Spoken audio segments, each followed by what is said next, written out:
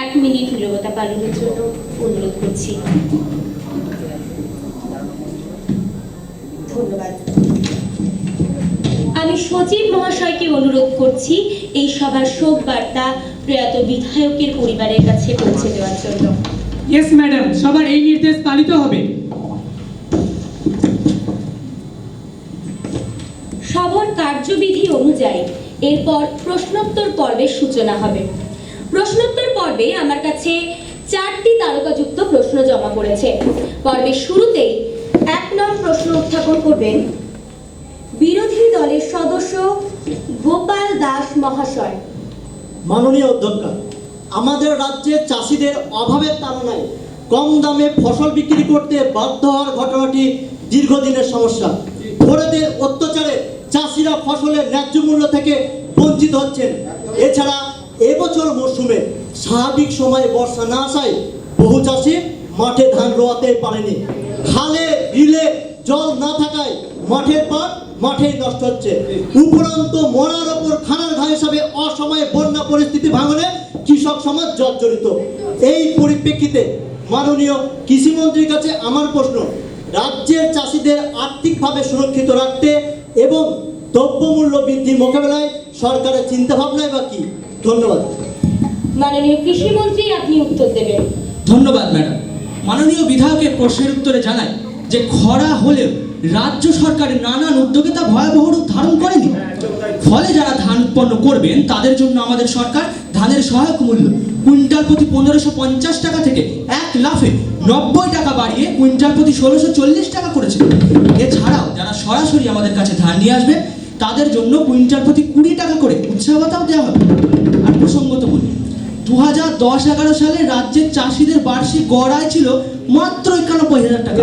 সেখানে আমাদের মাত্র 8 বছরের শাসনকালে তা বেড়ে দাঁড়িয়েছে 3,39,000 টাকা। আমরা 90 লক্ষ কৃষককে কিষাণ ক্রেডিট কার্ডও বিলি করেছি। ম্যাডাম, আমাদের সরকার হলো কৃষক দরদি, তাই যাতে কৃষকদের প্রাথমিকভাবে ফসল বুনতে কোনো অসুবিধাই না হয় তার জন্য আমরা মাননীয় মুখ্যমন্ত্রীর উদ্যোগে কৃষক বন্ধু প্রকল্প চালু করেছি, যাতে প্রতি 1 একর জমি পিছু চাষিদের 2টি কিস্তিতে মোট 5,000 টাকা দেওয়া হবে এবং 18 থেকে 60 বছর বয়সী যে কোনো কৃষকের মৃত্যুতে এককালীন 2 লক্ষ টাকা ক্ষতিপূরণ দেওয়ার ব্যবস্থা আছে। এছাড়া ম্যাডাম, দ্রব্যমূল্য বৃদ্ধি মোকাবেলায় আমাদের যথেষ্ট ব্যবস্থা আছে। বাজারে বাজারে আমাদের টাস্ক ফোর্সের প্রতিনিধি দল অভিযান চালাচ্ছে। খুব শীঘ্রই আমরা এই সমস্যা কাটিয়ে উঠতে পারবো বলে মনে করছি। আর ম্যাডাম, দীর্ঘদিন ড্রেজিং না হওয়ার ফলে ফারাক্কা ব্যারের জল ছাড়া মালদা মুর্শিদাবাদ জেলা জলমগ্ন। অনেকবার আমরা এই বিষয়ে কেন্দ্রকে চিঠি দিয়েছি, তাতে কোনো ব্যবস্থা হয়নি। ওদিকে তো আবার ডিবিসি আমাদের না জানিয়ে জল ছেড়ে দিচ্ছে। এর ফলে আরো 4 জেলা বন্যা কবলিত। তাই ম্যাডাম, আমার মনে হয় বন্যাটা একটি ম্যানমেড বন্যা। ম্যাডাম, মানুষ ত্রাণ পাচ্ছে না বলে হাহাকার করছে, আর আপনারা বন্যা ম্যানমেড না প্রাকৃতিক বিপর্যয় তা নিয়ে রাজনীতি করছেন। ম্যাডাম, আমাদের সরকার হলো গরিবের সরকার। আমাদের কন্ট্রোল রুমে 24/7 মনিটরিং কমিটি কাজ করছে এবং তার নেতৃত্ব আমি নিজে দিচ্ছি। আর মালদায় তো ইতিমধ্যে আমি 2জন মন্ত্রীকে পাঠিয়েছি। আর বিরোধীদের বলবো, চলুন রাজ্যের এই দুর্দিনে আমরা কাঁধে কাঁধ মিলিয়ে লড়াই করি। ধন্যবাদ।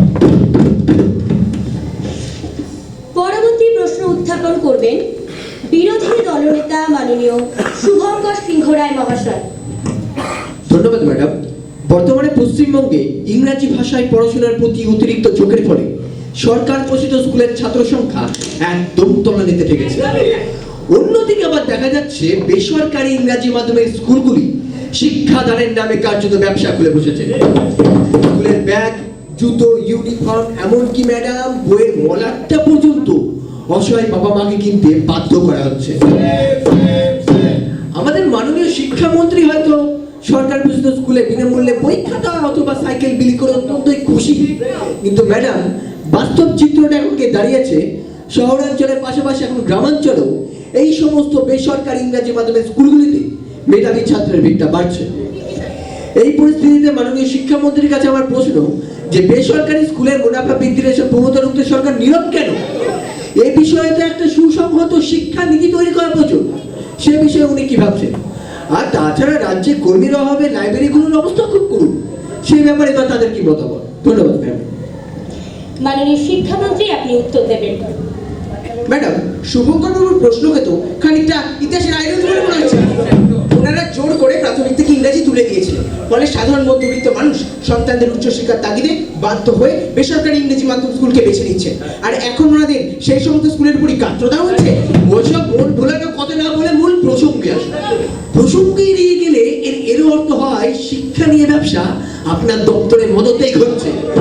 আরে কোনদিন তো শুনে বসবো কার ভাই পড়ে আমার স্কুলের ব্যবসাও আছে। এই ধরনের অসংসদ কথাবার্তা ম্যাডাম, উনি তো মন্ত্রী মহোদয়কে ব্যক্তিগত পর্যায়ে আক্রমণ করছেন। প্রশ্নোত্তর পর্বের তাৎপর্য এই সমস্ত খেলা মন্তব্যে নষ্ট হয় ম্যাডাম। ওনাকে ওনার বক্তব্য প্রত্যাহার করতে হবে। অবশ্যই প্রত্যাহার করতে হবে। সাইলেন্ট, আপনার প্লিজ বসে যান। শুভঙ্কর বাবু, আপনি এই সবার একজন অভিজ্ঞ সদস্য, এমন কোনো কথা বলবেন না যাতে কেউ ব্যক্তিগতভাবে ব্যথিত হয়। আই সরি, কিন্তু এই ধরনের বক্তব্য রেকর্ডে রাখা যাবে কেন? ম্যাডাম, আমার বক্তব্যে যদি মন্ত্রী মহোদয় আহত হন তাহলে আমি সত্যি ব্যথিত।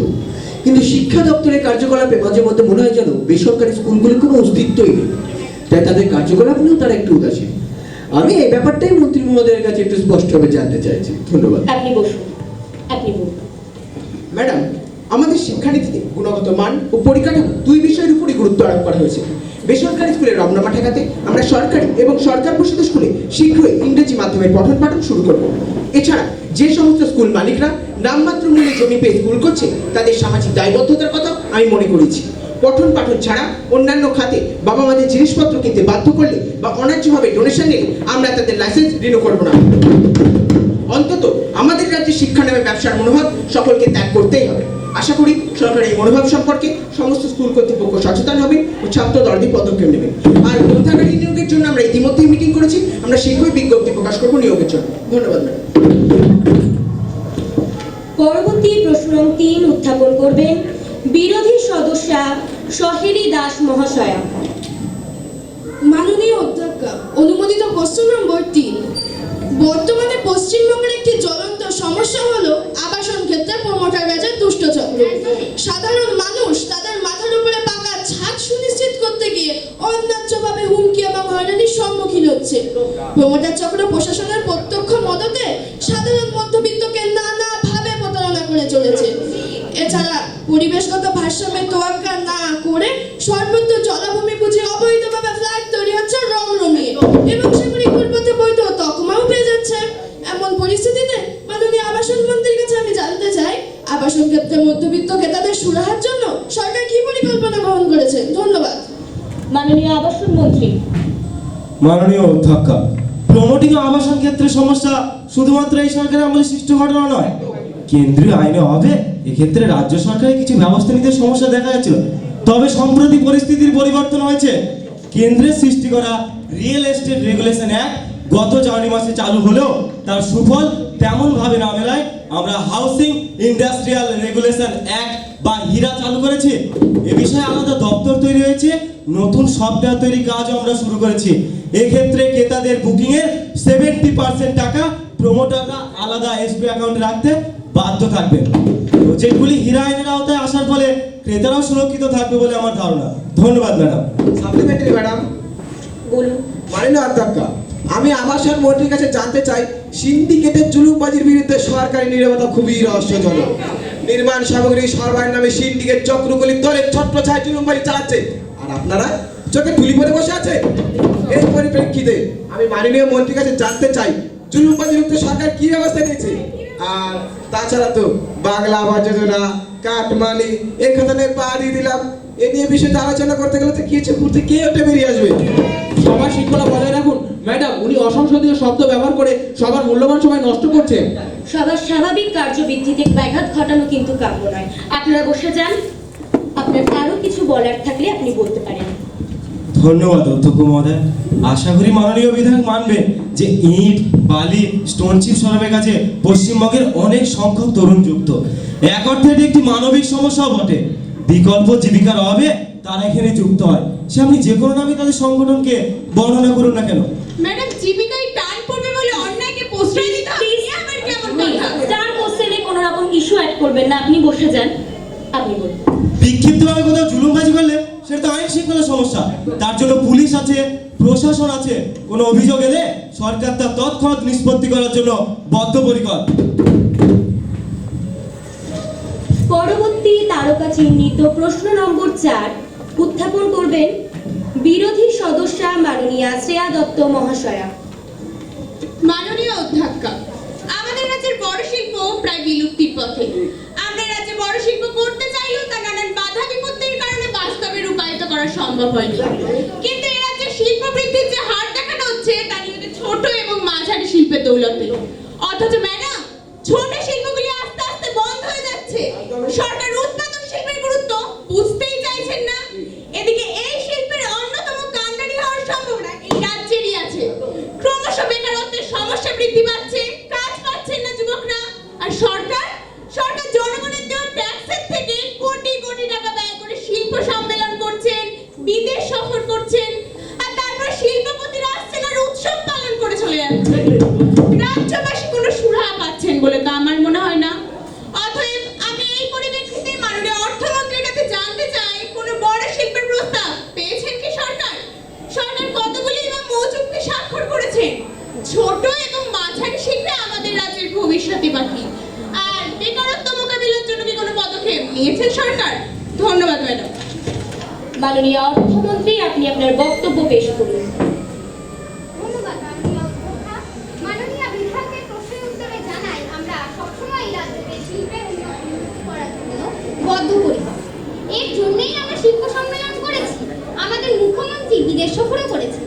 ম্যাডাম, এবছর বেঙ্গল গ্লোবাল বিজনেস সামিট 2019-এর পঞ্চম সংস্করণটি আমাদের সরকার আয়োজন করেছে এবং 2.88 ট্রিলিয়ন বিনিয়োগের প্রস্তাবও বিভিন্ন সংস্থা থেকে পেয়েছি। আমরা বিদেশ সফরে গিয়ে মোট 4টি মৌচুক্তিও স্বাক্ষর করেছি। এছাড়া প্রায় 1200টি ব্যবসায়ী গোষ্ঠীর সঙ্গে ছোট বড় প্রায় 45টি বৈঠকও করা হয়েছে। এই সকল বৈঠক ও সম্মেলনে ভারতের 51 জন, ইটালির 28 জন, জার্মানি, পোল্যান্ড ও আমেরিকার প্রায় 250 জন বড় বড় কর্পোরেট সংস্থার প্রতিনিধিরা যোগদান করেন এবং তারা বিনিয়োগের প্রস্তাবও দেন। ম্যাডাম, সবই তো ওদের প্রস্তাব, বাস্তবে কিছুই রূপায়ণ হচ্ছে না। প্লিজ আপনি বসে পড়ুন, ওনার বক্তব্যটা আগে শুনুন। হ্যাঁ ম্যাডাম, এক্ষেত্রে আমরা জমি আন্দোলনে না জড়িয়ে কেএমকেমিডি, টেক মহিন্দ্রা, ভারতীয় পরিসংখ্যান ইনস্টিটিউটের মতো সংস্থাগুলির আবেদনের প্রেক্ষিতে 100 একর জমি অধিগ্রহণ করেছি। রিলায়েন্স জিও, টিসিএস এর মতো সংস্থাগুলিও জমি দিয়েছে। শুধু তাই নয়, আমরা পলিশ প্রতিনিধিদেরও অর্থ বিনিয়োগের ক্ষেত্রে উৎসাহিত করতে পেরেছি। তারা বীরভূমের দেওচাপাটনি কয়লা উত্তোলনের ব্যাপারে উৎসাহ প্রকাশ করেছে। এই কয়লা খনি বিশ্বের দ্বিতীয় বৃহত্তম কয়লা খনি হবে বলে অনুমানও করা যায়। এছাড়াও আমরা ইতিমধ্যে শিল্পে 2000 কোটি টাকা বরাদ্দও করেছি। ফ্লিপকার্ট $150 মিলিয়ন বিনিয়োগের প্রস্তাব দিয়েছে, তাদের জমি দেওয়া হয়েছে এবং কাজও ইতিমধ্যেই শুরু হয়ে গেছে। এখানে প্রায় 36,000 নতুন কর্মসংস্থান হবে বলে অনুমানও করা যাচ্ছে। আর আপনারা কারখানা বন্ধ হওয়ার কথা বলছেন। আপনাদের সময় তো হাজার হাজার কারখানা ধর্মঘটের কারণে বন্ধ হয়েছে। সেই সমস্ত কারখানা পুনর্পরিচালনার দায়িত্ব তো আমরাই গ্রহণ করেছি। আর বেকারত্ব, সেটি তো আজকের সমস্যা নয়, এটি দীর্ঘদিনের একটি কমপ্লেক্স সমস্যা। এই সমস্যা দূর করার জন্যই তো আমাদের মুখ্যমন্ত্রী স্বামী বিবেকানন্দ যোজনা, গতিধারার মতো প্রকল্পের মাধ্যমে লোন প্রদান করে বেকারদের বেকারত্ব দূর করার চেষ্টা করছে। আশা করি এই সমস্ত ব্যবস্থা এবং পরিসংখ্যানের কথা শোনার পর ভবিষ্যতে আপনারা আমাদের সহযোগিতা করবেন এবং পাশে থাকবেন। ধন্যবাদ। প্রশ্নোত্তর পর্বটি শেষ হলো। ম্যাডাম, মাননীয় বিরোধী দল নেতার তরফে আমার কাছে বর্তমান সরকারের প্রতি আস্থার অভাব সম্পর্কিত একটি অনাস্থা প্রস্তাব জমা পড়েছে। দেখি কি প্রস্তাব।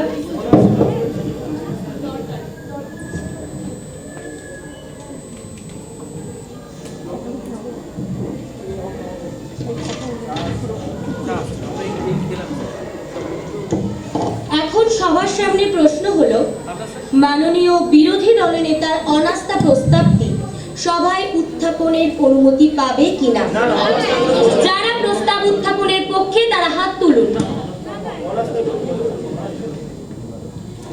আপনি আপনার প্রস্তাবটি উত্থাপন করুন।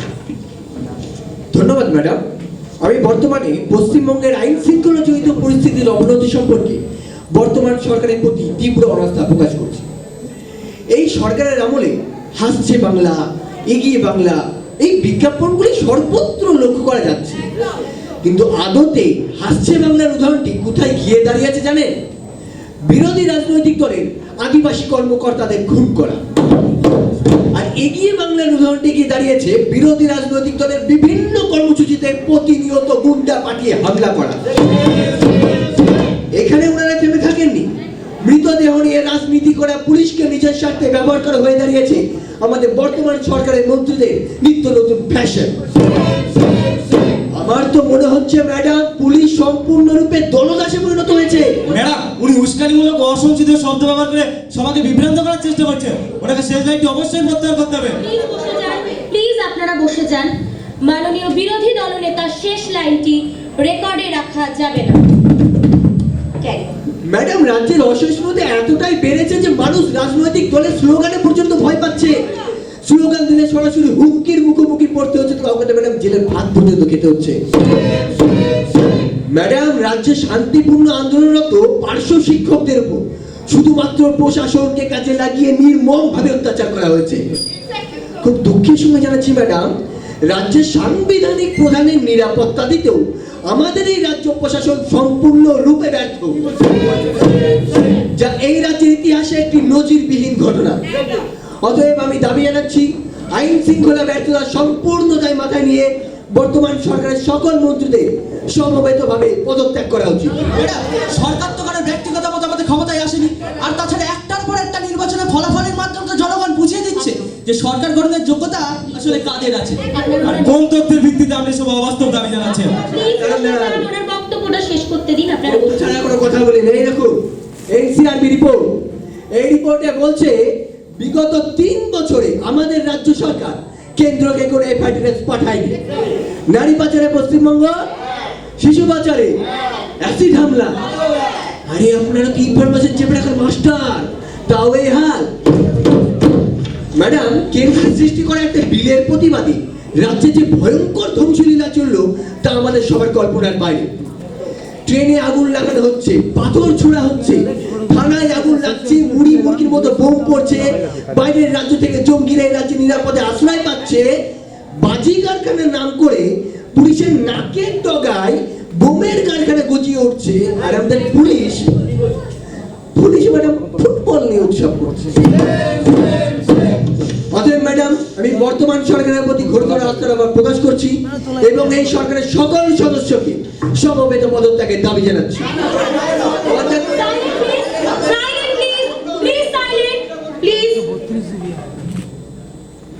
সভাকক্ষে যেহেতু স্বরাষ্ট্রমন্ত্রী তথা মুখ্যমন্ত্রী নিজে উপস্থিত রয়েছে, তাই এই বিষয়ে সরকারের পক্ষ থেকে তিনি নিজে বক্তব্য রাখবেন। অনাস্থার দাবি না করে ওনার বক্তব্যটা আগে শুনুন। আপনি আপনার বক্তব্য পেশ করুন। ধন্যবাদ ম্যাডাম। ম্যাডাম, শুভঙ্কর বাবুদের সব ব্যাপারে পিছিয়ে থাকার জন্যই আজ ওনারা ওইখানে আর আমরা এখানে।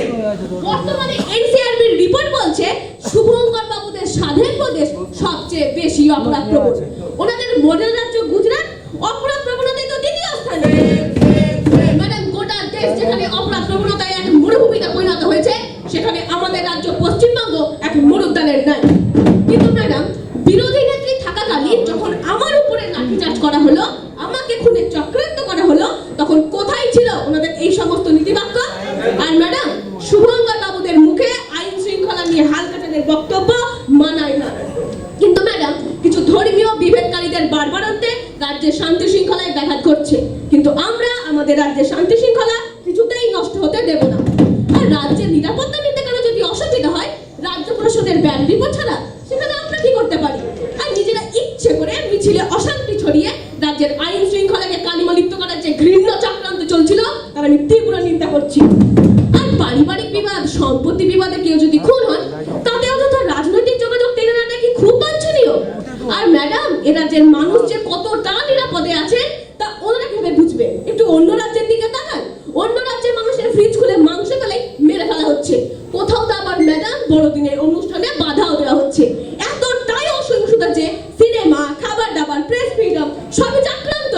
ইনফ্যাক্ট ম্যাডাম, দেশের পলিটিক্যাল ডিসকোর্স এমন জায়গাতেই পৌঁছেছে যে দেশে আজকাল মহিলা মুখ্যমন্ত্রীর নাক কাটার হুমকিও শোনা যাচ্ছে। আরে দাঁড়ান, আমি তো ছাড়, প্রাক্তন প্রধানমন্ত্রীও নাকি অসহায়। কিন্তু ম্যাডাম, বর্তমানে সর্বনাশা সিএর জন্য মানুষ গণ আন্দোলন পর্যন্ত করছে এবং সেই আন্দোলনকে কালিমালিপ্ত করার ঘৃণ্য চক্রান্ত স্বরূপ রাজ্যে অশান্তি তৈরি হচ্ছে। তাই বিরোধীদের বলবো, হুঁশিয়ার, বাংলার মাটি দুর্জয় ঘাটি, বুঝে নিক দুর্বৃত্ত।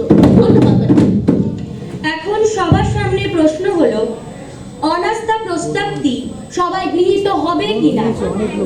Those who are in favor may say aye. Those who are against may say no. The noes have it. the no sabi, the no sabi. Therefore, it is the ruling of the House that the no confidence motion has not been accepted.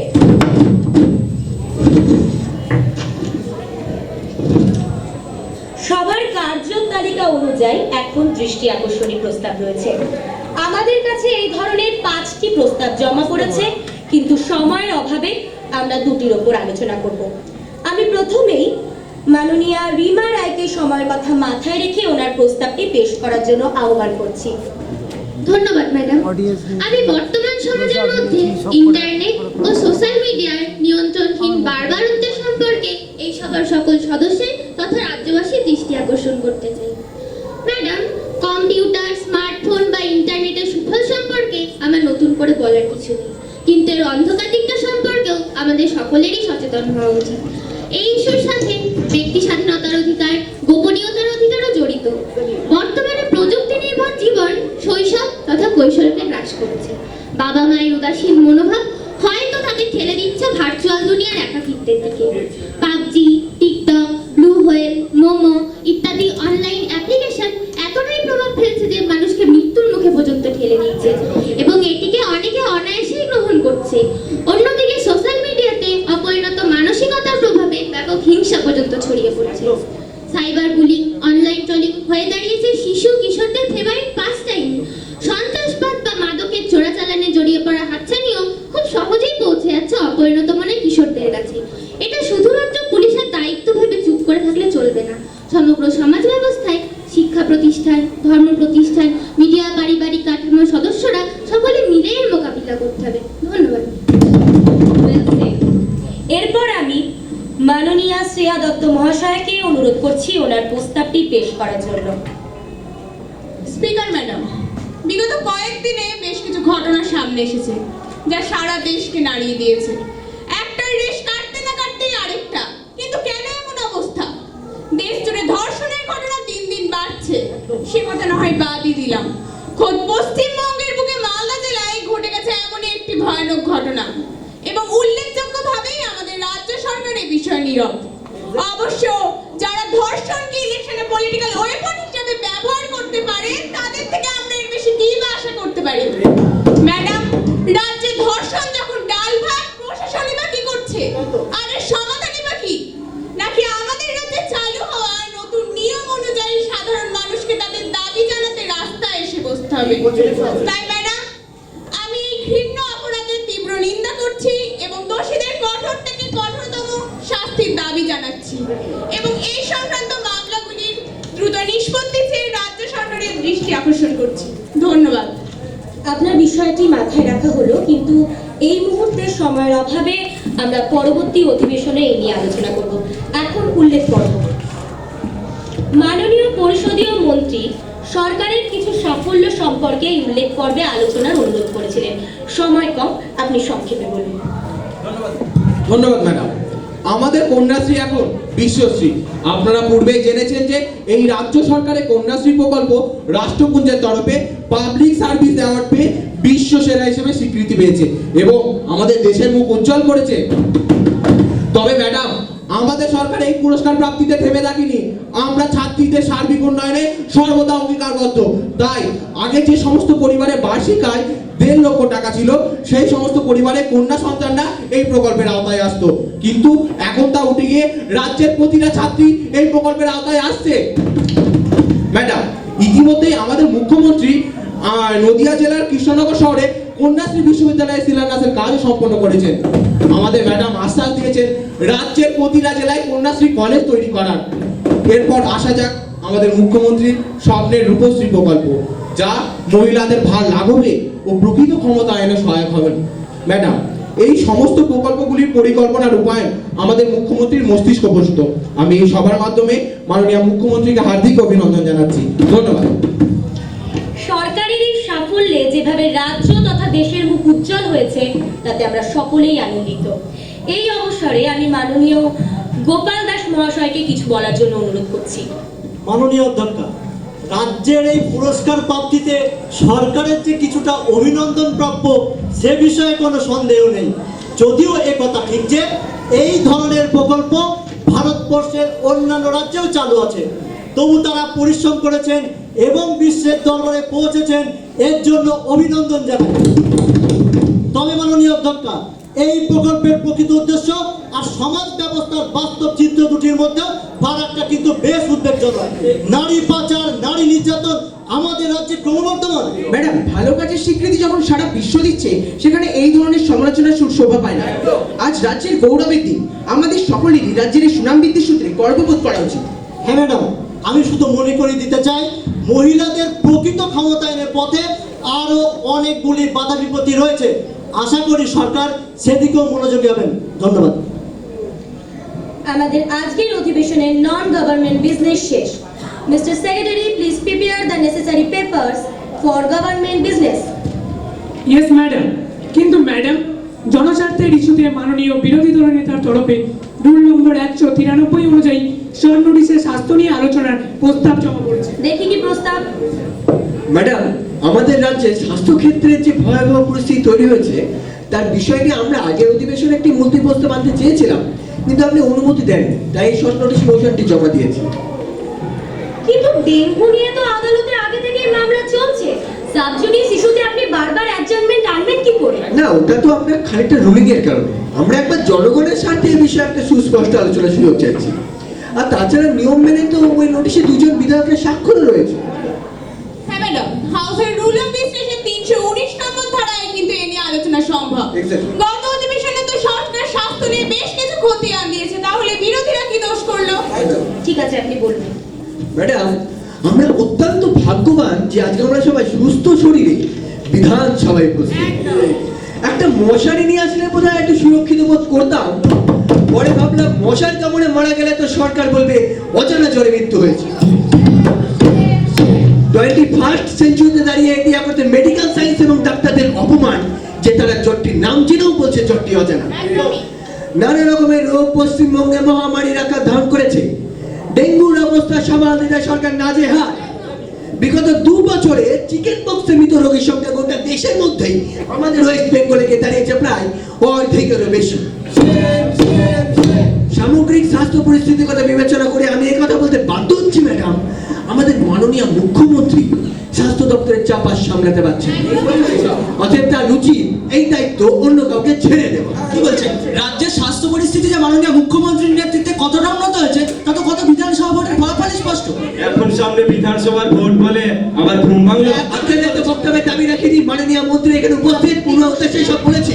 আপনারা please বসে যান, discussion healthy হোক, তাতে বিতর্কের মান আরো বাড়বে।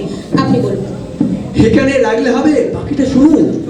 Madam, medical কলেজে মানুষ চিকিৎসা পাক আর না পাক, কুকুরের ডায়ালিসিসের সুপারিশটি কিন্তু ম্যাডাম ঠিক চলে আসছে। স্বাস্থ্য ক্ষেত্রে এই অবনতি একদিনের ঘটনা না।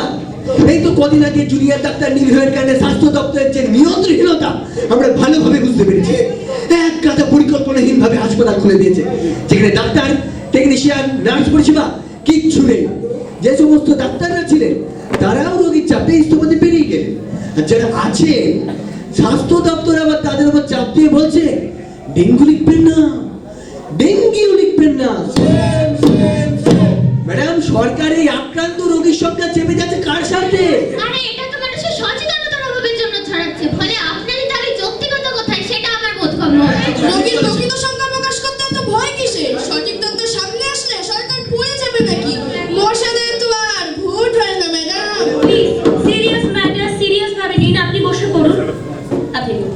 ম্যাডাম, আমি আগেও বলেছিলাম বর্তমান সরকার তথ্য গোপনের মাস্টার, এক্ষেত্রে আবার সেটা প্রমাণিত হলো।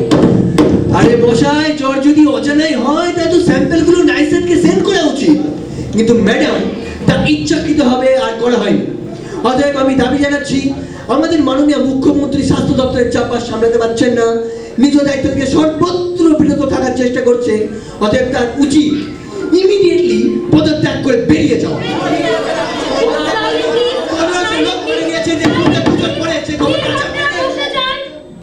আপনারা বসে যান। আপনারা যে জনপ্রতিনিধি সেটা মাথায় রাখুন।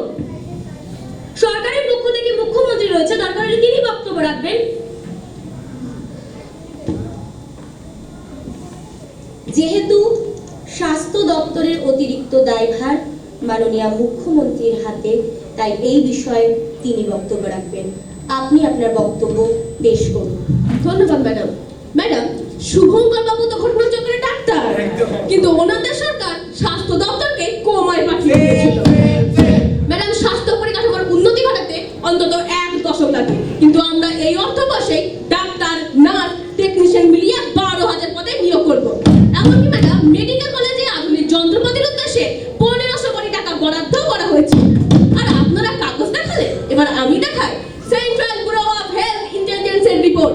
আমার নয়, কেন্দ্রীয় সরকারের রিপোর্ট বলছে গোটা দেশে রোগী পিছু চিকিৎসা খরচে জাতীয় গড় আয় গ্রাম অঞ্চলে 17,000 টাকা, আর আমাদের পশ্চিমবঙ্গে সেটা মাত্র 10,000 টাকা। জাতীয় গড়ের থেকে অনেকটাই কম। কিন্তু ম্যাডাম, অন্যদের সমস্ত রাজ্য, বিহার, ঝাড়খণ্ড, আসাম, এই সমস্ত রাজ্যে জাতীয় গড়টা তো অনেকটাই বেশি। তাহলে এই সমস্ত রাজ্যে ক্ষমতায় কারা আছেন? ম্যাডাম, অন্য রাজ্যের পরিসংখ্যান কি এ রাজ্যে? আরে দাঁড়ান, তারপরে দেখুন গুজরাট। শুভঙ্কর বাবু, সেটা আমার প্রিয় রাজ্য। ম্যাডাম, গ্রাম অঞ্চলে চিকিৎসা করা যায় জাতীয় গড়ায় যেখানে 17,000 টাকা, গুজরাটে সেটা 32,000 টাকা। জাতীয় গড়ের থেকে অনেকটাই কম। আর আমি তো আমার রাজ্যের সমস্ত স্বাস্থ্য কেন্দ্রের চিকিৎসা খরচ ফ্রি করে দিয়েছি, ওখানে তো সমস্ত কিছুই হয়নি। আর ডেঙ্গি নিয়ে এত প্যানিক ছড়ানোর কি আছে? অন্য রাজ্যের তুলনায় এ রাজ্যের পরিস্থিতি খুব একটা খারাপ তো নয়। আর ম্যাডাম, আমি বুঝতে পারছি না, মানুষ যদি 1,000 সপ্তাহ বাড়ির ভিতরে জল জমে রাখে, সেক্ষেত্রে সরকার কি করবে? ম্যাডাম, স্থানীয় পৌরসভাগুলিও তো হাত গুটিয়ে বসে আছে। কেউ তো আবার ব্লিচিং এর নামে ময়দা ছড়াচ্ছেন। শুনুন, এই সমস্ত বিষয় কিন্তু আমি রাখেনটা কাজ না করলে পুরো বোর্ড ভেঙে অ্যাডমিনিস্ট্রেটর বসিয়ে দেবো।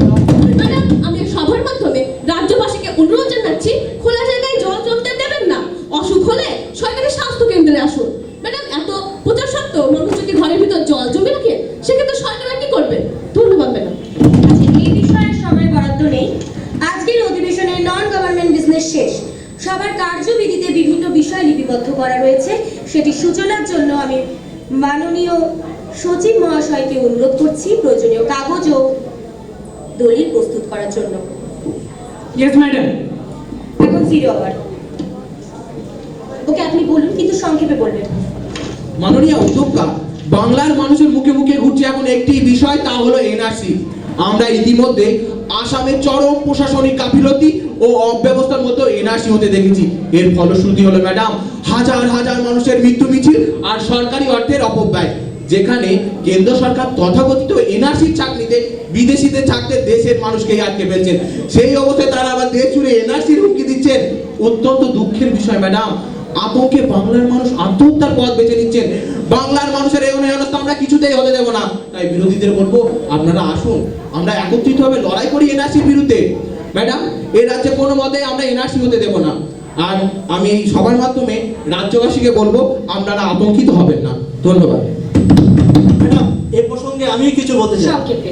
ম্যাডাম, বর্তমান সরকার 2004 সালে পশ্চিমবঙ্গে এনআরসি তথা নাগরিকপঞ্জি দাবি করেছিলেন।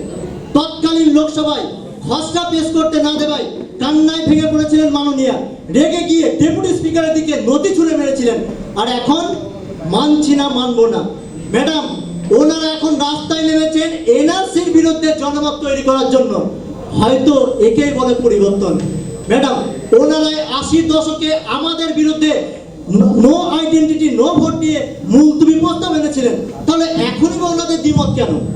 ম্যাডাম, বর্তমানে কেন্দ্রীয় সরকার সংসদে সিএবি নামক বিল পাশ করানোর জন্য আজ কেন্দ্রের বিরোধীরা গোটা দেশ জুড়ে সাধারণ মানুষকে ভুল বুঝে একটা অশান্তির বাতাবরণ সৃষ্টি করেছে। আমি এই সভার মাধ্যমে রাজ্যবাসী তথা দেশবাসীকে আশ্বস্ত করতে চাই যে সিএ নামক বিল মানুষকে নাগরিকত্ব দেওয়ার আইন আপনারা অযথা ভয় পাবেন না। ধন্যবাদ। আপনি বসুন। ম্যাডাম, 1970 সালে অধুনা বাংলাদেশের মুক্তিযুদ্ধের সময় তৎকালীন পূর্ব পাকিস্তানের রাজাকার ও খান সেনাদের অত্যাচারে বাঙালিরা কাঁটাতারের ওপার থেকে এবারে চলে আসতে বাধ্য হন। এখন এই বিলে সেই সমস্ত শরণার্থীদের বৈধ নথি দেখানোর কথা উল্লেখ আছে, কিন্তু যারা 2-3 প্রজন্ম ধরে এখানে বসবাস করছে, তারা বর্তমান প্রজন্ম সেই সমস্ত নথি কোথায় পাবেন?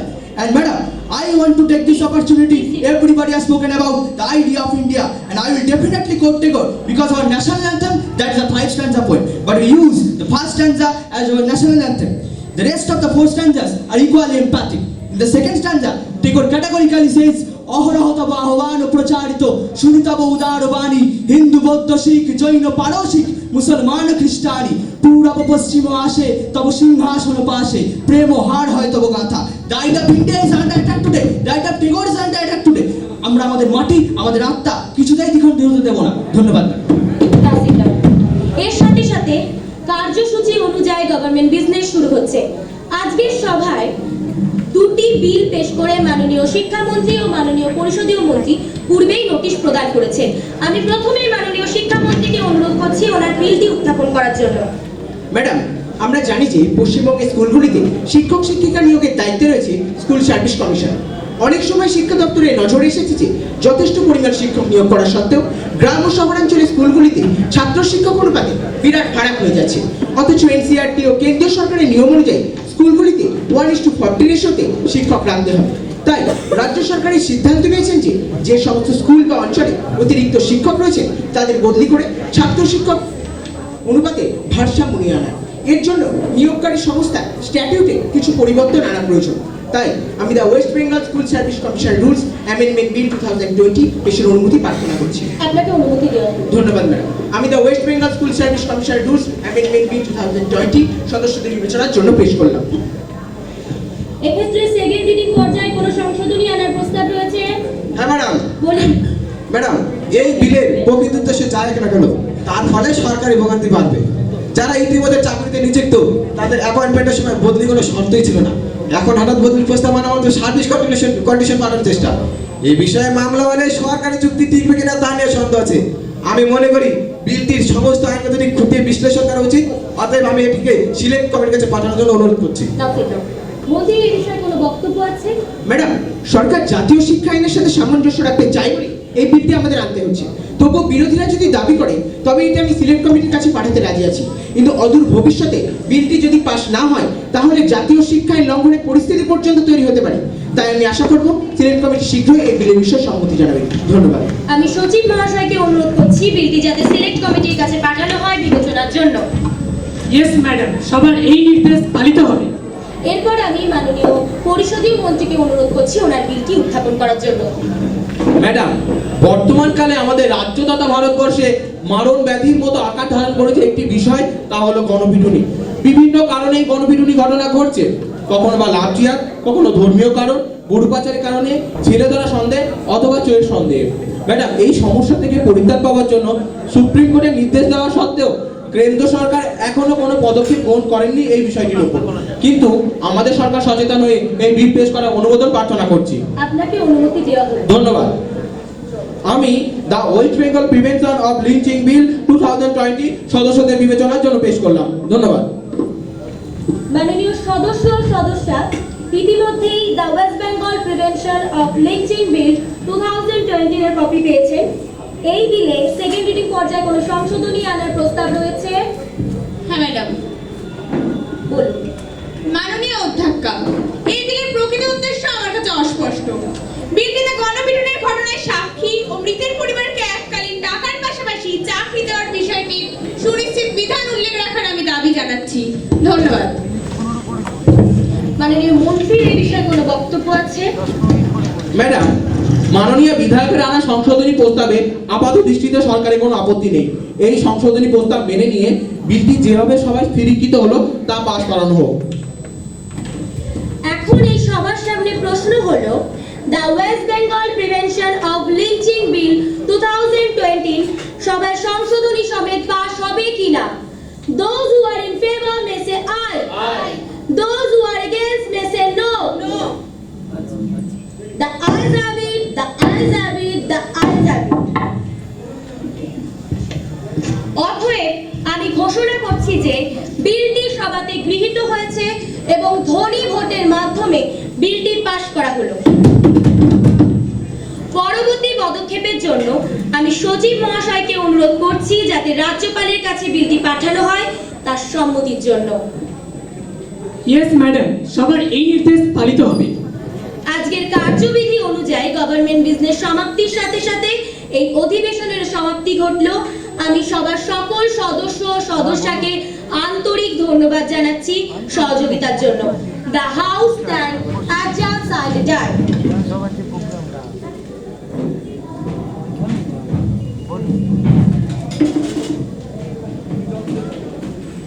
ও আপনি এতে এসছেন বাড়িতে?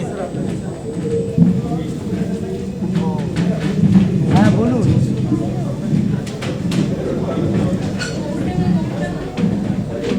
আচ্ছা আচ্ছা।